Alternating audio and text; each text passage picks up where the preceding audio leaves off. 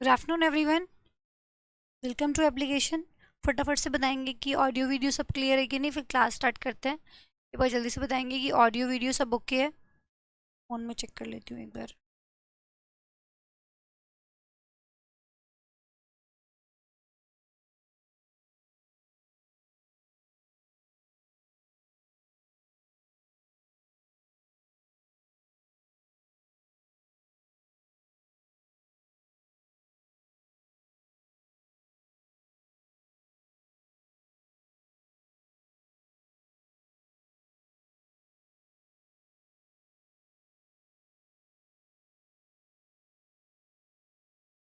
चलिए भाई, audio video सब ओके है, क्लास स्टार्ट करते हैं। बहुत बढ़िया भाई। ठीक है, सभी स्टूडेंट्स के मैसेज भी आ गए हैं कि मैम ऑडियो वीडियो सब ओके है। Very nice.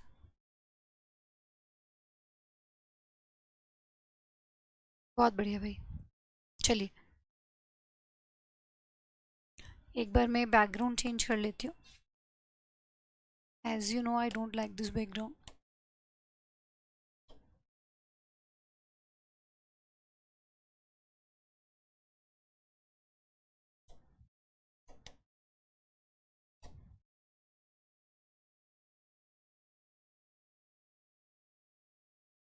चलिए, तो हमने लास्ट क्लास में can, could, may, might, shall, should, will, would, ये सब मॉडल्स कर लिए थे। ये सारे के सारे मॉडल्स हमारे हो गए थे लास्ट क्लास में।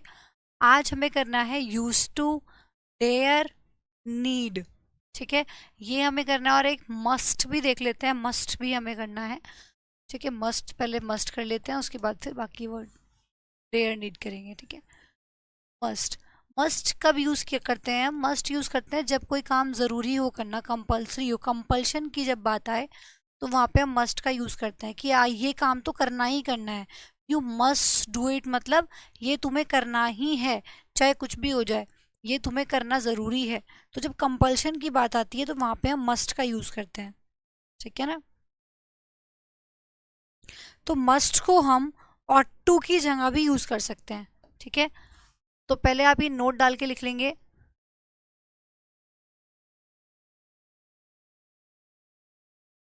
We use must in place of ought to. Ought to का मतलब भी वही होता है, किसी काम को करने की कंपल्शन होना। ठीक है ना? तो ऑट टू की जगह भी हम मस्ट का यूज कर सकते हैं। तो we use must in place of ought to. कहाँ कहाँ मस्ट का यूज करते हैं? जब हमें कंपल्शन दिखानी हो। कंपल्शन मतलब, कंपल्शन का मतलब होता है किसी चीज़ में मजबूरी है कि भाई ये काम तो आप लोगों को करना ही करना पड़ेगा। ठीक है, या फिर स्ट्रॉन्ग ऑब्लिगेशन हो। कंपल्शन कह सकते हो आप, या फिर स्ट्रॉन्ग ऑब्लिगेशन कह सकते हो।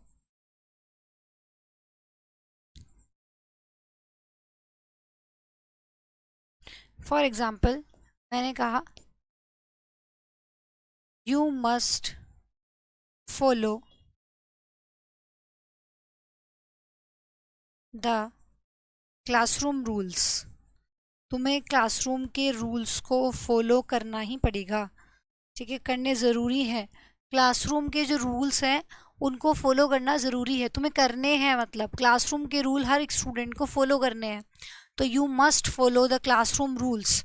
तो यहाँ पे मैंने क्या किया, कंपल्शन दिखाने के लिए कि क्लासरूम के कुछ रूल्स होते हैं, तरीके से बैठना, डिसिप्लिन, कुछ भी चीज़ हो सकती है, किसी भी बात को लेके हम कह सकते हैं, तो उनको फॉलो करना मस्ट है ना? मस्ट मतलब ज़रूरी है। तो मस्ट बहुत ही स्ट्रॉन्ग ऑब्लिगेशन दिखाता है। ड्यूटी, ऑब्लिगेशन मतलब ड्यूटी, कि ये काम आपको करना है। लिखना चाहो तो लिख सकते हैं, ऑब्लिगेशन मतलब ड्यूटी, कि ये बहुत ही स्ट्रॉन्ग एप्लीकेशन दिखा ऑब्लिगेशन दिखाता है कि मतलब ये काम आपको करना बहुत ज़रूरी है। ठीक है, ये आपकी ड्यूटी बनती है, ये आपको करनी ही करनी पड़ेगी। फॉर एग्जाम्पल, मैंने कहा we must respect our flag. We must respect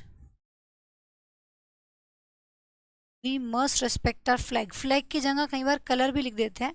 we must respect our colour, मतलब कलर का दूसरा सेंस क्या निकल के आ रहा है यहाँ पे? फ्लैग निकल के आ रहा है। तो कलर से ये मत सोचना कि कलर क्यों लिखा है, कलर का मतलब यहाँ पर क्या है? फ्लैग है। ठीक है, फ्लैग की जगह हम कलर भी लिख देते हैं। तो नेशनल फ्लैग जो होता है हमारा, उसकी रिस्पेक्ट करनी हमें ज़रूरी है, कंपल्शन है कि रिस्पेक्ट करनी ही करनी है उसकी। तो इसलिए स्ट्रॉन्ग ऑब्लिगेशन के अंदर आ गया। तो we must respect our colour या we must respect our flag, हमें अपने फ्लैग को रिस्पेक्ट करना है, ठीक है। तो मस्ट का यूज हम कंपल्शन या स्ट्रॉन्ग ऑब्लिगेशन दिखाने के लिए करते हैं।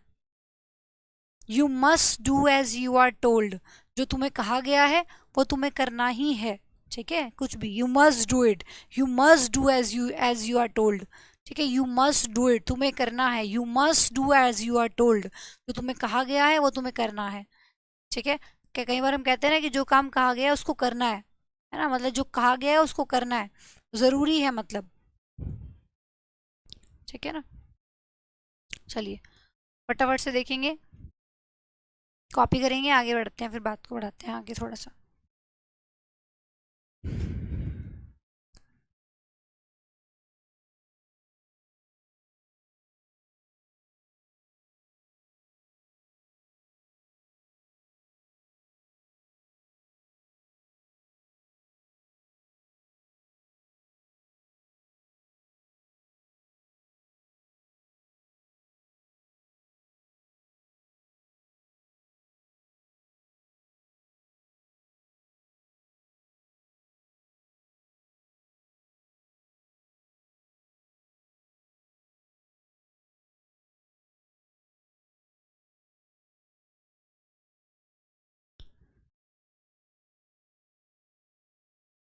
हो गया कॉपी, साथ साथ कॉपी रखेंगे भाई, ठीक है, साथ साथ कॉपी रखेंगे।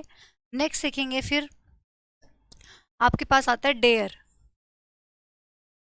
डेयर इंपॉर्टेंट है ये भी, इसमें बहुत बच्चे कंफ्यूज हो जाते हैं और गलती करके भी आते हैं। देखते हैं कि पहले मैं इसके एग्जांपल्स लिखूंगी तो आपको ज़्यादा क्लियर होगा, उसके बाद कॉन्सेप्ट पे आएंगे। पहले मैं एग्जांपल्स लिखना चाहूंगी, ठीक है। मैंने बोला he dares to go,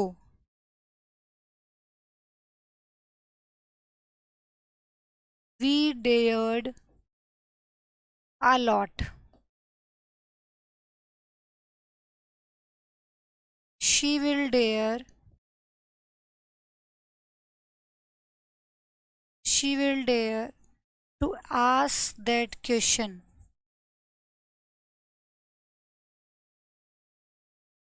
she will dare to ask that question, he dares to go, we dared a lot। आप लोगों को बताना है कि सेंटेंस सही लिखे हुए हैं कि गलत लिखे हुए हैं, बताइए। फर्स्ट सेकंड थर्ड तीनों सेंटेंस सही हैं या गलत है। ऊपर 2 लाइन का स्पेस छोड़ देना है, सिर्फ 2 लाइन बहुत है, 2 लाइन का स्पेस आपको छोड़ना है ऊपर, और बताना है कि सेंटेंस सही लिखे हुए हैं गलत लिखे हुए हैं। जल्दी से बताएंगे कमेंट करके कि सही है या गलत है, फटाफट से बताइए और साथ साथ कॉपी भी कीजिए।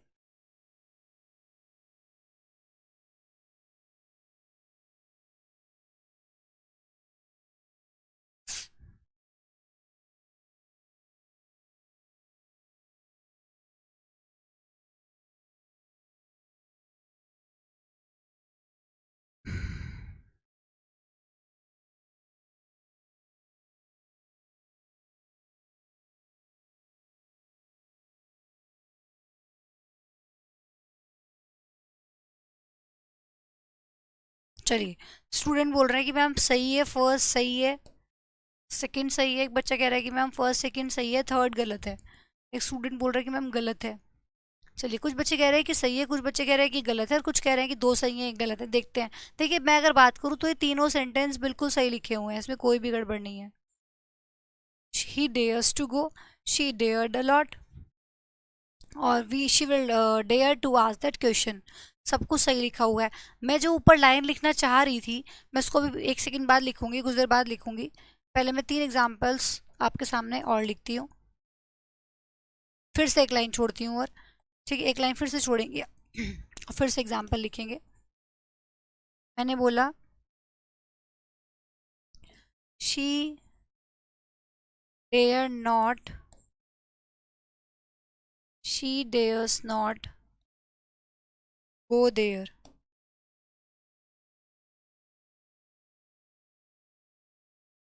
या फिर डेयर शी गो देयर।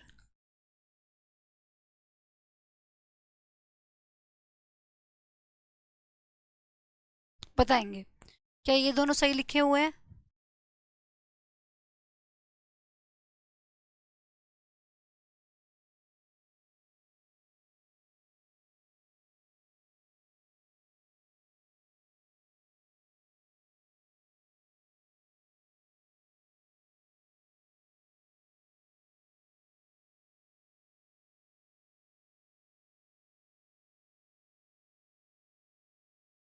चलिए, स्टूडेंट बोल रहे हैं कि गलत है मैम, गलत है। अब देखते हैं एक्चुअली है क्या। देखिए, आप लोगों को मैंने एक चीज तो पढ़ाई है क्या, कि मॉडल के बाद वर्ब की फर्स्ट फॉर्म का यूज किया जाता है। ये मैं पीछे बहुत बार आप लोगों को बता चुकी हूँ कि मॉडल के बाद वर्ब की फर्स्ट फॉर्म का यूज किया जाता है, और कोई भी फॉर्म नहीं लगेगी, वर्ब की फर्स्ट फॉर्म लेगा। ना ही मॉडल के बाद टू आता है, मॉडल प्लस टू भी नहीं होगा, will to, can to, shall to, should to नहीं होगा, सीधा सीधा वर्ब की फर्स्ट फॉर्म अपने साथ लेता है। ठीक है, अब यहाँ पे देखिए, ही डेयर्स टू गो। ठीक है, ही डेयर्स टू गो, अब ये पहली बात तो टू लगा हुआ है। ठीक है, अब यहाँ पे देखिए, जो ये डेयर्स है सब्जेक्ट के बाद लगा हुआ है, ये डेयर्स यहाँ पे क्या है, ये डेयर्स आप लोगों का मॉडल नहीं है, ये डेयर्स आप लोगों की मेन वर्ब है। ठीक है, ये आप लोगों का डेयर यहाँ पे मॉडल नहीं है, ये आप लोगों की मेन वर्ब है। इसका मतलब ये हुआ कि जो डेयर, नीड, ये दोनों है, चाहे डेयर है चाहे नीड है, ये जरूरी नहीं है कि ये मॉडल ही हो। ठीक है, जरूरी नहीं है कि ये मॉडल ही हो, ये मॉडल भी हो सकता है और ये मेन वर्ब भी हो सकती है। ठीक है, ये मॉडल भी हो सकता है, ये मेन वर्ब भी हो सकती है, ये दोनों आप लोगों के मॉडल भी हो सकते हैं या फिर मेन वर्ब भी हो सकती है, दोनों में से कुछ भी हो सकता है, मॉडल भी हो सकता है, मेन वर्ब भी हो सकती है। कैसे पता चलेगा कि ये कहाँ पे मॉडल होगा और कहाँ पे मेन वर्ब होगी। आप लोग जानते हैं कि मॉडल के बाद वर्ब की फर्स्ट फॉर्म का यूज किया जाता है। ठीक है, मॉडल के बाद वर्ब की फर्स्ट फॉर्म का यूज होता है, मॉडल के बाद आप टू का यूज नहीं करेंगे। ठीक है, अब यहाँ पे अगर आप देखें सेंटेंस में, तो यहाँ पे ही डेयर्स टू गो लिखा हुआ है, तो ये आप लोगों की मेन वर्ब है, क्योंकि इसके बाद टू लगा हुआ है और आपको पता है कि मॉडल के बाद आप टू का यूज नहीं करते हैं, है ना। तो इसीलिए यहाँ पे ये सेंटेंस सही लिखा हुआ है, ये मेन वर्ब ही बननी पड़ेगी। और यहाँ पे आप लोग देख पा रहे होंगे कि टू लगा है, तो ये मॉडल नहीं हो सकता। फिर सेकंड सेंटेंस देखेंगे, वी डेयर्ड अलॉट। ये डेयर्ड में आपने ईडी ऐड किया है मेन वर्ब में, मतलब वर्ब की सेकंड फॉर्म बनाने की कोशिश की है। ये डेयर्ड आपने क्या किया है, वर्ब की सेकंड फॉर्म बनाई है, ये भी आप लोगों की मेन वर्ब है। क्योंकि अगर ये मॉडल होती, ध्यान से समझना, अगर ये मॉडल होती तो अपने बाद वर्ब की फर्स्ट फॉर्म लेती, अब इसके बाद तो वर्ब की फर्स्ट फॉर्म है ही नहीं, तो ये आप लोगों की क्या हो गई, मेन वर्ब हो गई। थर्ड सेंटेंस देखिए, he will dare to ask that question. अब यहाँ पे देखिए, जो डेयर है ये फिर से आप लोगों की क्या है, मेन वर्ब है, और ये विल क्या है, ये आप लोगों की हेल्पिंग वर्ब है, मतलब मॉडल है, ये मॉडल है। ठीक है ना, ये मॉडल है और ये मेन वर्ब हो गई। समझ लो, देखो मॉडल अपने बाद मेन वर्ब लेता है, तो जब विल विल मॉडल है तो ये main verb, obviously main verb हो गई, तो ये आप लोगों का मॉडल हो गया और ये मेन वर्ब हो गई। क्योंकि टू तो डेयर यहाँ पे मॉडल तो हो नहीं सकता, क्योंकि अगर ये मॉडल होता तो अपने बाद टू थोड़ी ना लेता, फिर ये तो गलत हो जाएगा। तो यहाँ से ये कंफ्यूजन आपका निकलता है कि पॉजिटिव सेंटेंस में, इन पॉजिटिव सेंटेंस, ये तीनों सेंटेंस कैसे हैं, पॉजिटिव सेंटेंस है, तो आप लोगों को ध्यान रखना है, in positive sentence dare is used as, dare is used as a main verb. Dare main verb की तरह से यूज की जाती है पॉजिटिव सेंटेंस में। ठीक है, पॉजिटिव सेंटेंस में डेयर को मेन वर्ब की तरह यूज करते हैं, और नेगेटिव और इंटरोगेटिव सेंटेंस में डेयर को मॉडल की तरह से यूज करते हैं। तो ये चीज अब आप लोगों को पॉइंट बना के यहाँ पे लिखनी है। जो आपने फर्स्ट पॉइंट डेयर का यहाँ लिखा है, इसको first point A point mark कर लेंगे डेयर का, और बी पॉइंट में अब आगे लिख रही हूँ, इन negative and interrogative sentences, in negative and interrogative sentences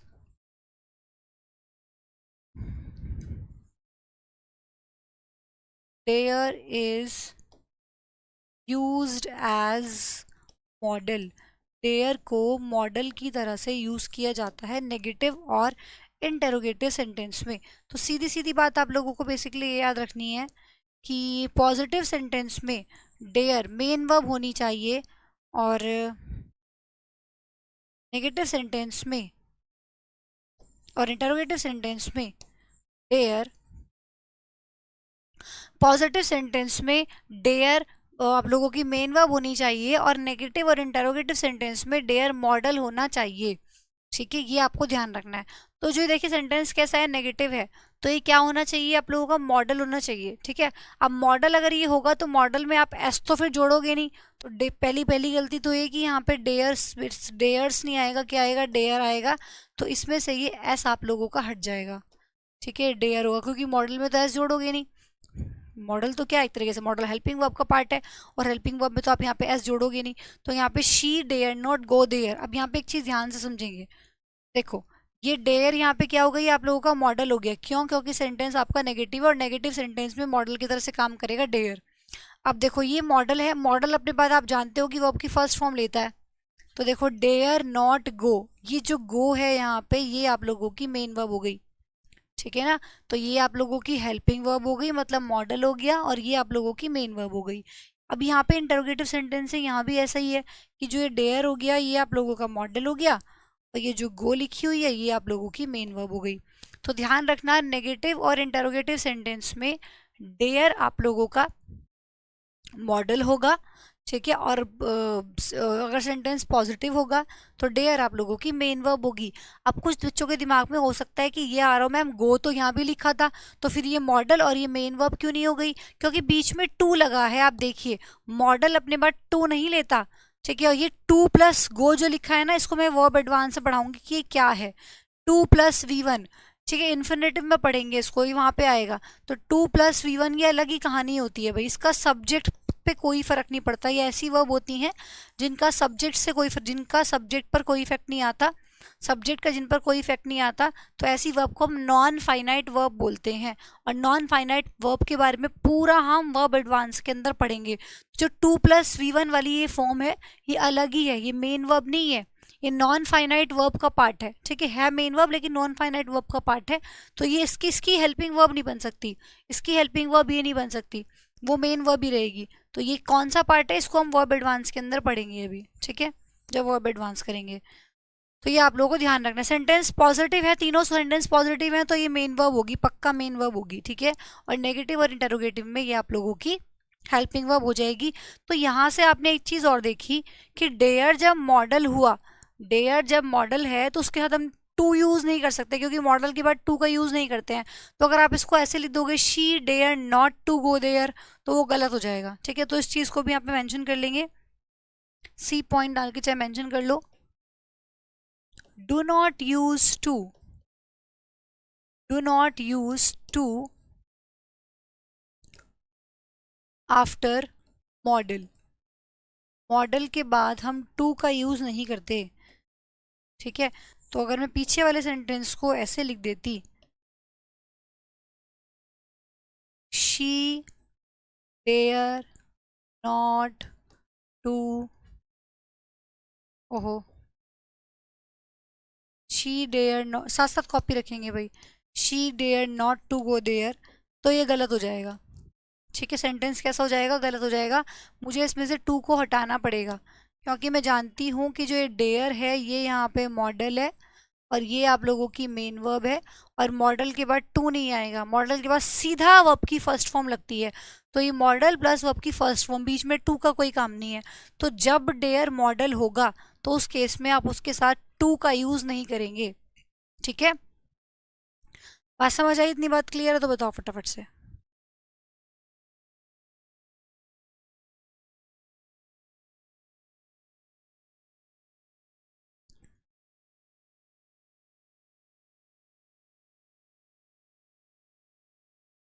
हाँ बिल्कुल, जब एक बच्चा पूछा है कि मैम जब डेयर मेन वर्ब होगी तब कर सकते हैं, बिल्कुल कर सकते हैं।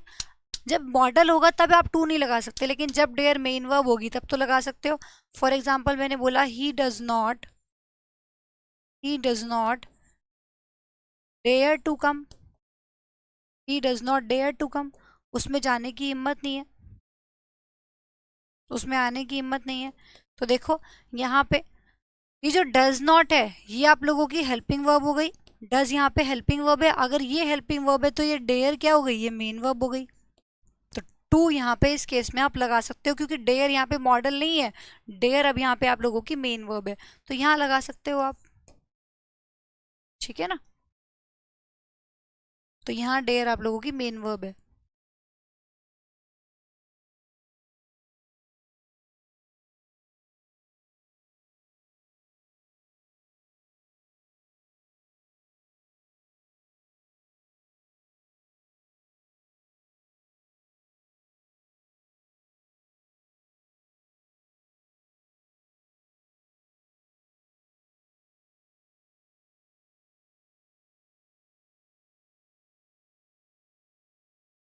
हाँ बिल्कुल, नेगेटिव सेंटेंस है और देखो मेन वर्ब है, डिपेंड करता है, सिचुएशन है, अलग अलग हो भी सकता है, तो इसलिए आप यहाँ पे जनरली वर्ड का यूज कर लेंगे। ठीक है ना, जो मैंने पॉइंट लिखवाया है कि negative interrogative sentences dare is used as modal, बिल्कुल, तो यहाँ पे आप जनरली वर्ड का यूज कर लेंगे, जनरली ऐसा होता है। ठीक है, इनसे पहले यहाँ जनरली लगा लेंगे, अक्सर ऐसा होता है, नॉट एवरी टाइम, हमेशा ज़रूरी नहीं है कि ऐसा हो, अक्सर ऐसा होता है कि डेयर आपका नेगेटिव और इंटरोगेटिव सेंटेंस में मॉडल की तरह से काम करता है, जैसे कि यहाँ पे किया। ठीक है, और जब ये मॉडल होगा तो तब उस केस में सर टू नहीं लगा सकते, देखो हमने यहाँ पे टू नहीं लगाया, तो उस केस में आप इसका टू नहीं लगाओगे जब ये मॉडल होगा। ठीक है, अब यहाँ पे भी देखो नेगेटिव सेंटेंस है लेकिन डेयर आपका मेन वर्ब हो गया, हो सकता है, बट मेन वर्ब है तो आपने यहाँ पे टू लगा लिया, अगर ये मॉडल होता तो आप टू नहीं लगा सकते थे फिर। ठीक है, मॉडल के बाद टू नहीं लगाओगे। कॉपी करिए।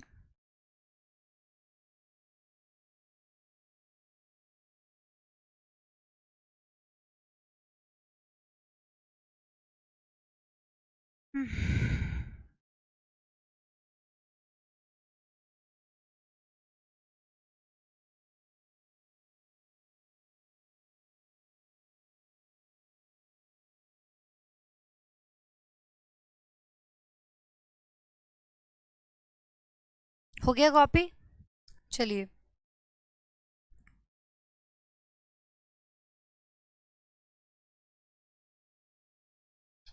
चलिए, अब बात आती है नीड की। तो जो नीड है बिल्कुल डेयर का भाई है। ठीक है, तो आप ब्रैकेट में लिख सकते हैं सेम एज डेयर, जो जो कॉन्सेप्ट्स डेयर को लेके हैं वही नीड को लेके हैं। डेयर और नीड बिल्कुल दोनों एक दूसरे के भाई भाई हैं, जो कॉन्सेप्ट्स डेयर को लेके होते हैं वही कॉन्सेप्ट्स नीड को लेके होते हैं। तो जो डेयर में हमने पढ़ा सेम वही आप लोग नीड में पढ़ेंगे। मॉडल के बाद टू नहीं आएगा जब डेयर नीड होगा, जब नीड मॉडल की तरह से यूज होगा तो अपने बाद टू नहीं लेगा, जब मेन वर्ब की तरह से यूज होगा तो अपने बाद टू ले सकता है। फॉर एग्जाम्पल मैंने कहा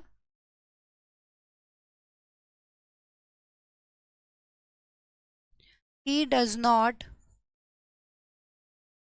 he does not need to worry, बिल्कुल डेयर की तरह सिचुएशन होगी। और एक मैंने कहा he needs to worry,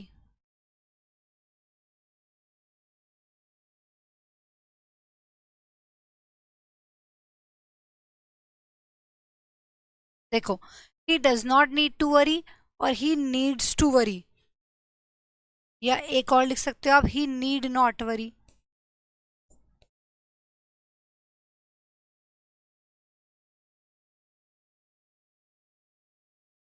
अब देखिए फर्स्ट वाला जो एग्जाम्पल है he does not need to worry, अब इसमें डज नॉट तो हो गई आप लोगों की हेल्पिंग वर्ब, है ना, डज नॉट हो गई आप लोगों की हेल्पिंग वर्ब, और अगर डज नॉट हेल्पिंग वर्ब है, अगर ये आप लोगों की हेल्पिंग वर्ब हो गई है तो ऑब्वियस सी बात है कि ये क्या हो जाएगी, आप लोगों की मेन वर्ब हो जाएगी, क्योंकि हेल्पिंग वर्ब अपने बाद मेन वर्ब लेती है। अगर डज नॉट हेल्पिंग वर्ब आ गई है तो मेन वर्ब तो चाहिए, तो ये नीड अब मेन वर्ब बन गई है, और अगर ये मेन वर्ब है तो ये अपने बाद टू ले सकती है ना। अगर ये मॉडल होता तो अपने बाद टू नहीं ले सकती थी, इसका मतलब सेंटेंस बिल्कुल सही लिखा है, सेंटेंस में कोई गलती नहीं है, ये हेल्पिंग वर्ब है, ये मेन वर्ब है, और अगर ये मेन वर्ब है तो अपने बाद टू भी ले सकती है। ठीक है, तो इसका मतलब सेंटेंस बिल्कुल सही लिखा हुआ है। सेकेंड सेंटेंस देखेंगे ही नीड्स टू वरी, अब देखो ही सब्जेक्ट है, ये नीड्स यहाँ पे क्या है, ये आप लोगों की मेन वर्ब है नीड्स। ठीक है, मेन वर्ब है, क्योंकि अगर ये हेल्पिंग वर्ब होती है, अगर ये मॉडल होता तो मॉडल तो अपने पास वर्ब की फर्स्ट फॉर्म लेता है, तो आगे तो वर्ब की फर्स्ट फॉर्म लगी ही नहीं है, तो इसका मतलब ये नीड्स यहाँ पे क्या है, मेन वर्ब है। देखो सेंटेंस कैसा है, पॉजिटिव है, पॉजिटिव सेंटेंस में जनरली डेयर और नीड दोनों ही मेन वर्ब होती हैं, तो देखो ये आप लोगों की क्या हुई, मेन वर्ब हुई। ठीक है, अगर ये मॉडल होता तो अपने बाद वर्ब की फर्स्ट फॉर्म लेता था ना, आगे कुछ है ही नहीं, तो इसका मतलब ये आप लोगों का मेन वर्ब हो गया। सेंटेंस एकदम सही लिखा हुआ है, he needs not worry, he need not worry. अब यहाँ पे देखिए जो नीड है ये आप लोगों का, ये आप लोगों का यहाँ पे इस केस में अब आप लोगों का नीड बन गया क्या, मॉडल, क्योंकि ये आप लोगों का मॉडल होगा और ये वरी अब आप लोगों की मेन वर्ब हो जाएगी। ठीक है, क्योंकि टू नहीं लगा। अब यहाँ पे इसको मॉडल नहीं बना सकते, देखो दोनों सेंटेंस में क्या डिफरेंस है, यहाँ हम इसको मॉडल नहीं बना सकते थे, अगर हम इसको मॉडल बना देते तो मॉडल अपने बाद टू नहीं लेता। ठीक है, तो इसलिए मेन वर्ब हो गई। अब यहाँ पे मैंने टू हटा दिया तो ये आप लोगों का मॉडल हो गया और ये आप लोगों की मेन वर्ब हो गई, मॉडल अपने वर्ब की फर्स्ट फॉर्म लेता है। ठीक है ना, तो ही नीड नॉट वरी, ये भी सेंटेंस सही है। अब यहाँ पे आप टू नहीं लगा सकते, ऐसे नहीं बोल सकते ही नीड नॉट टू वरी, ये गलत हो जाएगा फिर। ठीक है, चलो फटाफट से कॉपी कर लो।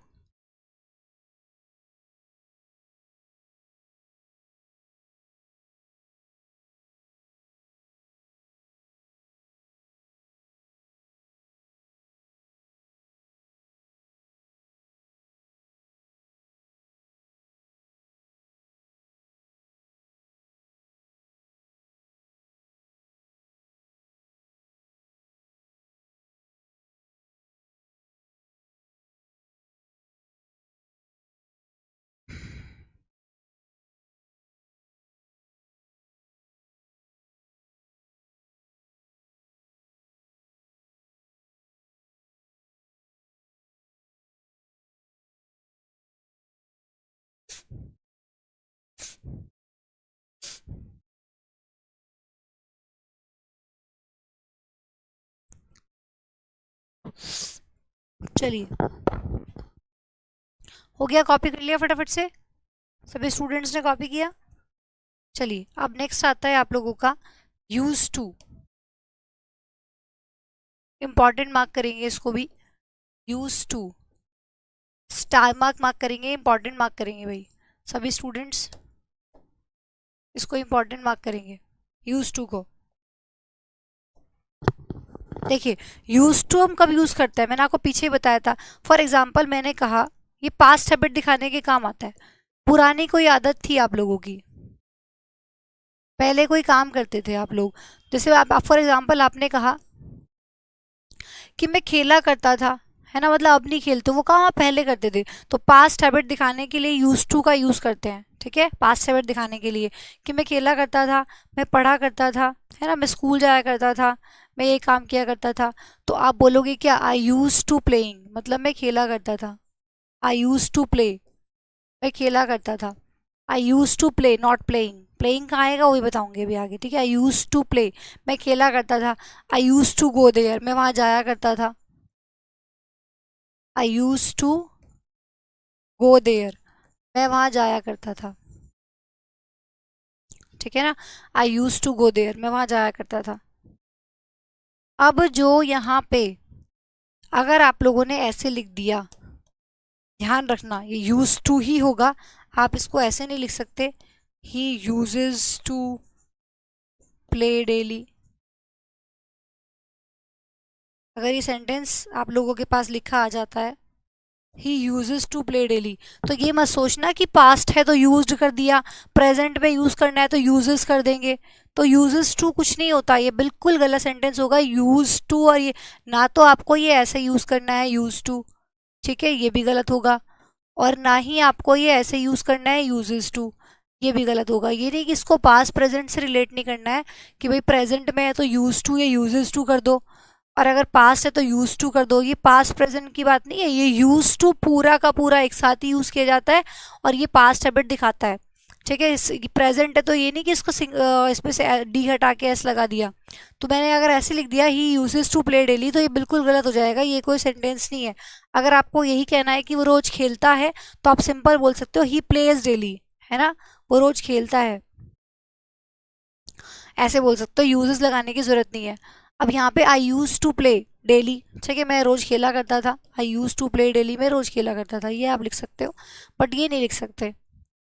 ध्यान रखना इस चीज का, क्योंकि एग्जाम में आता है तो बच्चा सोचता है कि प्रेजेंट की बात हो रही है, तो हम पास्ट में जैसे लिखते हैं पास्ट हैबिट दिखाने के लिए, तो प्रेजेंट हैबिट दिखाने के लिए यूजेस टू कर देंगे, तो वो गलत हो जाएगा, ऐसे आप इसको नहीं कर सकते, ये बात ध्यान रखना।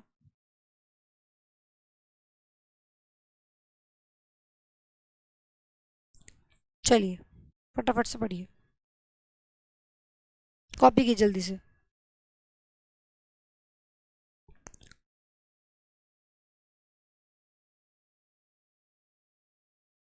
हाँ जी, बहुत बढ़िया। एक स्टूडेंट कह रहा है कि मैम यूज टू इस केस में मॉडल होगा ना, बिल्कुल। पर यूज टू इस केस में जो होगा, जब यूज टू पास्ट हैबिट दिखा रहा होगा, ध्यान रखना, जब यूज टू पास्ट हैबिट दिखा रहा होगा तो उस केस में वो क्या होगा, डेफिनेटली मॉडल होगा। क्यों मॉडल होगा? क्योंकि मॉडल ही तो पढ़ रहे हैं हम, यूज टू। तो देखो ये आप लोगों का मॉडल है, मैंने पहले ही बता दिया कि मॉडल मॉडल पढ़ रहे हैं, डेयर मॉडल है, नीड मॉडल है। कहाँ कहाँ वो मेन वर्ब हो सकती है वो मैंने आपको बता दिया, पढ़ तो मॉडल ही रहे हैं। तो ये यूज टू आप लोगों का डेफिनेटली मॉडल होगा। मॉडल अपने बाद क्या लेता है, वर्ब की फर्स्ट फॉर्म। तो ये देखो प्ले वर्ब की फर्स्ट फॉर्म लगी है, फिर यहाँ पे यूज टू क्या हो गया, फिर से मेन वर्ब, वो सॉरी मॉडल हो गया, है ना। और ये मॉडल हो गया, और ये गो आप लोगों की क्या हो गई, मेन वर्ब हो गई, वर्ब की फर्स्ट फॉर्म। मॉडल के बाद वर्ब की फर्स्ट फॉर्म ही तो लगाते हो। तो देखो ये मॉडल और ये वर्ब की फर्स्ट फॉर्म, फिर ये मॉडल, फिर ये वर्ब की फर्स्ट फॉर्म, ठीक है। और ये तो गलत है ही।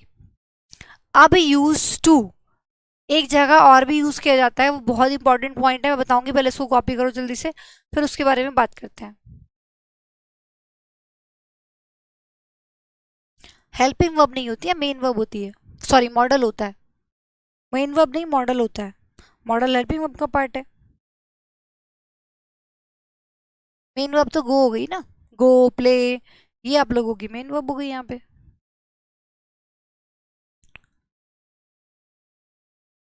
ठीक है अभिषेक।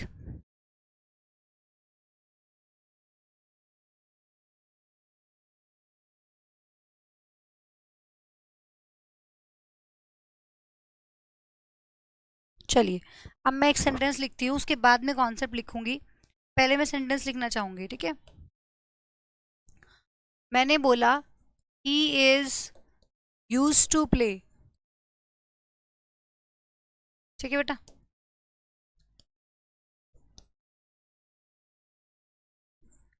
We were use to chide him.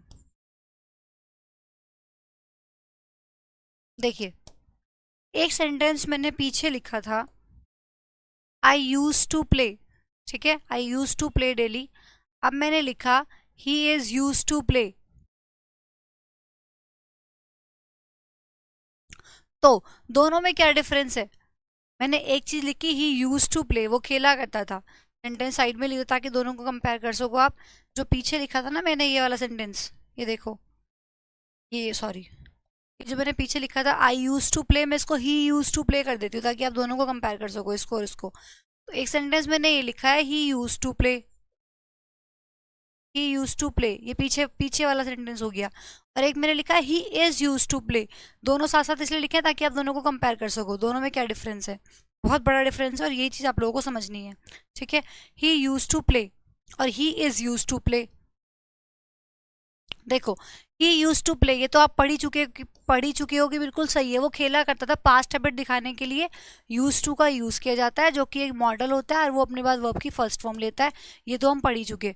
अब मैं जब बोल रही हूँ he is use to play, तो डिफरेंस दोनों में क्या हुआ, डिफरेंस दोनों में आप लोगों का ये हो गया कि यहाँ पे आप लोगों ने बीच में क्या ऐड कर दिया, वेरी नाइस। यहाँ पे आप लोगों ने इन दोनों सेंटेंस में ये डिफरेंस है कि आप लोगों ने यहाँ पे बीच में इज ऐड कर दिया, इज ऐड कर दिया, और ये इज यहाँ पे अब क्या बन गई है, आप लोगों की मेन वर्ब बन गई है। इज आप लोगों की क्या हो गई है, मेन वर्ब है। अगर ये मेन वर्ब है तो ये क्या है, अगर ये मेन वर्ब है तो फिर ये यूज टू यहाँ पे क्या है, ये यूज टू जो है ये इस केस में यहाँ पे आप लोगों का एडजेक्टिव है, ठीक है।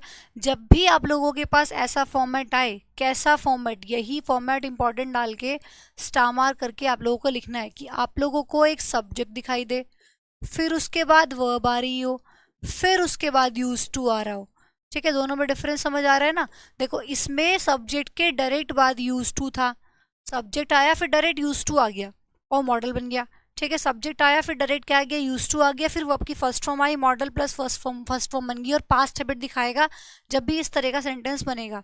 लेकिन जब सब्जेक्ट और यूज टू के बीच में एक वर्ब लगी हो, चाहे वो इज हो सकती है, चाहे वो वर हो सकती है, चाहे वॉज हो सकती है, आर हो सकता है, एम हो सकता है, कुछ भी हो सकता है, बी की कोई फॉर्म हो सकती है, तो अगर इनके बीच में एक वर्ब लग गई हो तो ये यूज टू जो होगा इस केस में, ये आप लोगों का क्या होगा, एडजेक्टिव होगा। और इसके बाद आप हमेशा जिरंड का यूज करेंगे।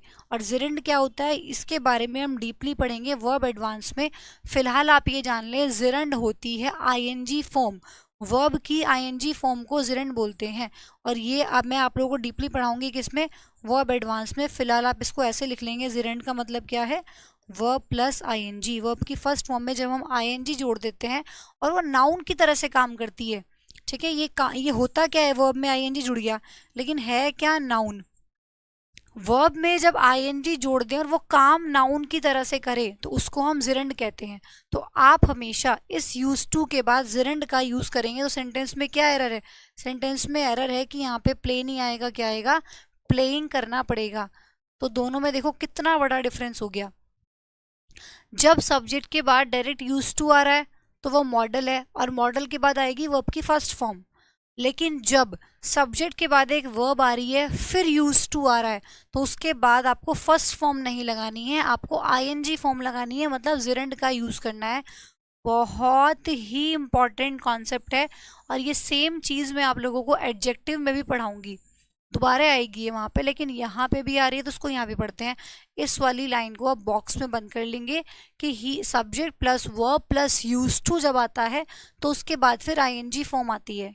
अब देखो ये यहाँ पे मैंने बोला ना कि वर्ब की वो आईएनजी फॉर्म, वर्ब में आईएनजी जोड़ देते हैं और वो काम कैसे करती है, नाउन की तरीके से। नाउन होता है वो एक, ठीक है, तो वो नाउन होता है तो उसको हम क्या बोलते हैं, जिरंड बोलते हैं। अब देखो ये नाउन होगा, नाउन को ही तो नाउन को कौन क्वालिफाई करता है, एडजेक्टिव, उसकी विशेषता बताता है। तो देखो इसीलिए यहाँ पे एडजेक्टिव बन गया। ये सब्जेक्ट हो गया, ये मेन वर्ब हो गई, ये एडजेक्टिव हो गया और ये नाउन हो गया। नाउन की फॉर्म है जिसको जिरंड कहते हैं। ठीक है, समझ आई बात। तो इसका मतलब जो ये यूज टू है यहाँ पे, ये क्या है आप लोगों का, यहाँ पे एडजेक्टिव है। इस केस में एडजेक्टिव हो जाता है और इस केस में ये मॉडल हो जाता है। पीछे जो पढ़ा वो मॉडल पढ़ा, ठीक है, ये जो पढ़ा ये मॉडल था। ठीक है, जब पास्ट हैबिट दिखाएगा तो मॉडल होगा। यहाँ पे पास्ट हैबिट नहीं दिखा रहा है, यहाँ पे किसकी तरह से काम कर रहा है, एक एडजेक्टिव की तरह से काम कर रहा है। ठीक है ना। देखो अब इस सेंटेंस में क्या एरर हुई, सेकंड वाले सेंटेंस में मैं अगर पूछूं तो फटाफट से एरर बताएंगे कि सर सेकंड सेंटेंस में क्या एरर है, बताइए। सेकंड सेकंड वाले सेंटेंस में क्या एरर हुई। बहुत बढ़िया, देखो एक स्टूडेंट ने पहले ही आंसर कर दिया कि मैम यहाँ पे सब्जेक्ट हो गया, फिर वर्ब आ गई, ये आप लोगों की मेन वर्ब हो गई। ठीक है, और ये यूज टू यहाँ पे क्या हो गया, एडजेक्टिव हो गया। और ये अगर एडजेक्टिव है तो उसको अपने बाद एक नाउन चाहिए जो कि आईएनजी फॉर्म है, नाउन की, जिरंड बोलते हैं जिसको। तो यहाँ पे गलती क्या हुई है, चाइल्ड नहीं आएगा, फिर क्या आएगा, चाइडिंग आएगा। तो सेंटेंस बनेगा ऐसे, we were use to chiding him. देखो कितना इंपॉर्टेंट कॉन्सेप्ट एग्जाम में आता है, लेकिन बच्चा सोचता है क्या, क्योंकि जनरली हम क्या करते हैं, देखो जनरली हम टू के बाद वर्ब की फर्स्ट फॉर्म का यूज करते हैं। ठीक है, जनरली हम टू के बाद वर्ब की फर्स्ट फॉर्म का यूज करते हैं तो बोलने में आपको प्ले ज्यादा अच्छा लगेगा। ऐसे देखो he is use to play, ये ज्यादा अच्छा लग रहा है बोलने में, he is use to playing ये थोड़ा खराब लग रहा है, बोलने में प्ले ज्यादा अच्छा लग रहा है। तो बोलने के अकॉर्डिंग फिर टू के बाद वर्ब की फर्स्ट फॉर्म आती है, उस हिसाब से बच्चा सोचता है कि सही लिखा है। लेकिन ध्यान रखना अगर इन दोनों के बीच में एक वर्ब आ गई है ना तो फिर आपको वहां पे आईएनजी फॉर्म देनी है, उसको नाउन बनाना पड़ेगा क्योंकि अभी एडजेक्टिव बन गया है, इसलिए उसको नाउन करना पड़ेगा। तो ये आप लोगों को ध्यान रखना है, बहुत इंपॉर्टेंट पॉइंट है। और ये सिर्फ यूज टू में नहीं है, और भी बहुत सारी चीजें होती हैं, with a view to, looking forward to, इन सब के बाद वर्ब की आईएनजी फॉर्म आती है, उसको हम एडजेक्टिव में पढ़ेंगे। ठीक है, एडजेक्टिव चैप्टर करेंगे तब उसको पढ़ेंगे। तो फटाफट से इतना कॉपी कर लीजिए, आप जल्दी से कॉपी करें।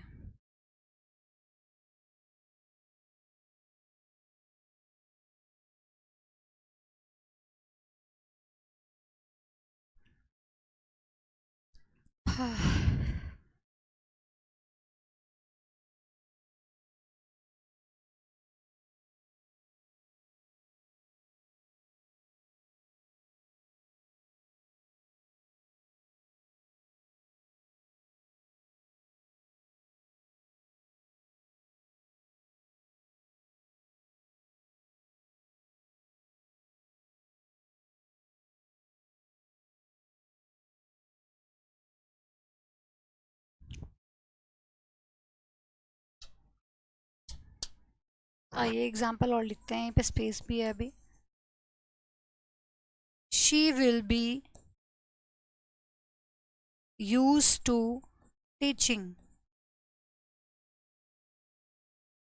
She will be use to teaching. अब देखिए विल यहाँ पे क्या हो गया, मॉडल हो गया, या आप हेल्पिंग वर्ब कह सकते हो, मॉडल हेल्पिंग वर्ब का ही पार्ट है। बी यहाँ पे क्या हो गई, मेन वर्ब हो गई। तो ये हेल्पिंग वर्ब और मेन वर्ब तो पहले से ही आ गई। अब जब ये मेन वर्ब हो गई तो ये आप लोगों का क्या हो गया, एडजेक्टिव हो गया यूज टू, और ये टीचिंग क्या हो गया, जेरेंड हो गया। ठीक है ना। तो देखो subject plus verb plus adjective plus gerund, यही वाला फॉर्मेट बन गया। तो इसका मतलब सेंटेंस एकदम सही लिखा हुआ है। समझ रहे हो।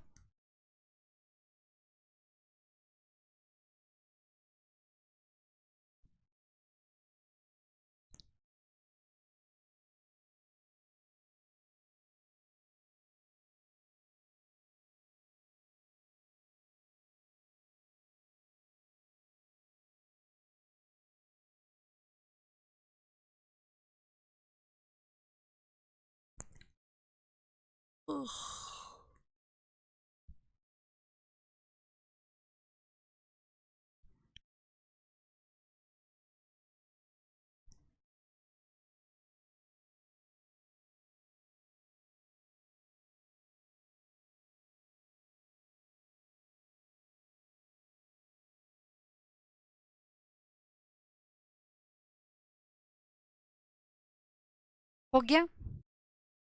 चलिए फिर उसके बाद आता है आप लोगों का ऑट टू। ऑट टू के आगे आप लोगों को लिख लेना है सेम एज मस्ट। पीछे भी मैंने लिखवाया था कि मस्ट को रिप्लेस कर सकते हैं आप ऑट टू से, बस ये लिख के छोड़ देना है। जो चीज़ें मस्ट के लिए हैं वही ऑट टू के लिए हैं। इसको भी हम स्ट्रॉन्ग ऑब्लिगेशन कंपल्शन के लिए यूज़ करते हैं ऑट टू को भी। ठीक है।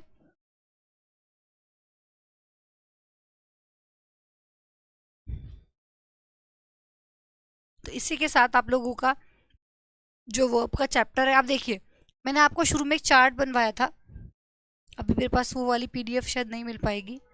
तो मैंने आप लोगों को चार्ट बनवाया था वर्ब का, जिसमें कि बताया था, एक यहाँ पे रफ चार्ट बना रही हूँ मैं। ठीक है। मैंने बताया था कि वर्ब जो है दो तरह की होती है, एक आप लोगों की मेन वर्ब हो गई और दूसरी आप लोगों की हेल्पिंग वर्ब हो गई। इसको बनाना मत, ये बना हुआ है, मैं समझाने की कोशिश कर रही हूँ। ठीक है ना। फिर हेल्पिंग वर्ब को भी हमने दो पार्ट्स में डिवाइड किया था आगे। ठीक है। उसमें आपका एक मॉडल था जिसको हमने बोला था कि हेल्पिंग वर्ब को हम ऑक्सिलरी भी कहते हैं, है ना। चाहे आप कह सकते हो कि हेल्पिंग वर्ब और चाहे आप कह सकते हो कि ऑक्सिलरी वर्ब, दोनों बोल सकते हो। फिर आगे इसको दो पार्ट्स में डिवाइड किया था, प्राइमरी ऑक्सिलरी वर्ब और मॉडल, है ना। मॉडल और प्राइमरी, प्राइमरी हमने ऑलरेडी पढ़ लिया था, इसमें बी की फॉर्म्स आती है, डू की फॉर्म आती है, हैव आता है, बी डू हैव। इसके अंदर क्या क्या पढ़ा था हमने, बी की फॉर्म, हैव, डू, ये सब हमने इसके अंदर पढ़ा प्राइमरी के अंदर। मॉडल के अंदर फिर हमने ये सब चीज़ें पढ़ी, will, can, could, have, may, might, shall, should, ought to, dare, need, है ना, यूज टू, ये सब हमने मॉडल्स के अंदर पढ़ लिए। तो हमारा जो ये हेल्पिंग वर्ब वाला पार्ट है, ये पूरा हेल्पिंग वर्ब वाला पार्ट, ठीक है, ऑक्सिलरी वर्ब कह सकते हो, हेल्पिंग वर्ब कह सकते हो, ये पूरा का पूरा कंप्लीट हो चुका है। इसमें बी डू हैव पूरा पोर्शन कर चुके हैं और मॉडल भी पूरा कवर कर चुके हैं। ठीक है। मॉडल मैंने आपको यहीं करा दिया, तो मॉडल भी पूरा कवर कर चुके हैं। अब आता है मेन वर्ब वाला पार्ट। ठीक है। मेन वर्ब, मेन वर्ब भी मैंने आप लोगों को बताई थी, आगे दो पार्ट्स में इसको डिवाइड किया था, फाइनाइट और नॉन फाइनाइट। मैंने बोला था जो इधर वाला पार्ट है ये पूरा का पूरा हम वर्ब एडवांस के अंदर कवर करेंगे। ठीक है।